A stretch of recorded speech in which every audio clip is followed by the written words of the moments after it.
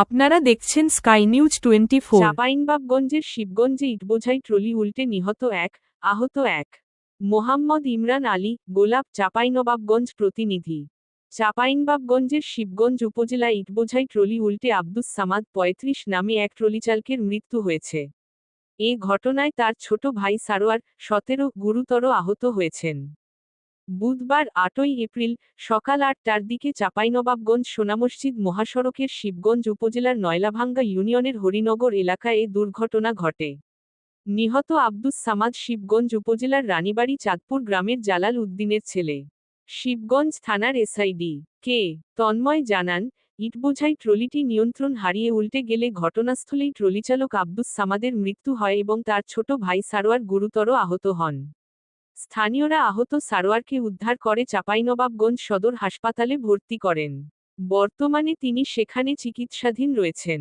Police নিহতের মরদেহ উদ্ধার করেছে এবং এ বিষয়ে পরবর্তী আইনগত ব্যবস্থা প্রক্রিয়াধীন রয়েছে।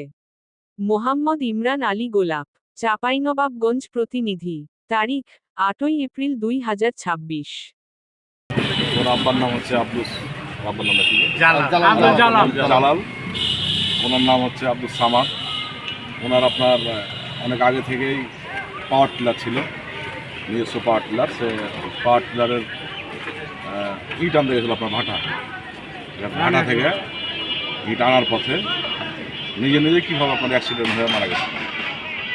ঘটনা কটার সময়? ঘটনা 6টা থেকে 6:30টার ভিতরে। সাব ইন্সপেক্টর ডিকে তনয় কুমার, শিবগঞ্জ থানা, চাঁপাইনবাবগঞ্জ জেলা। আমি আজকে সকাল 7:30টায় 999-এর সংবাদ পাই যে রানীহাটি ডিগ্রি কলেজের পাশে হরিনগর মোড়ে একটা ইটবোঝাই ট্রলি ড্রাইভার এবং সহকারী সহ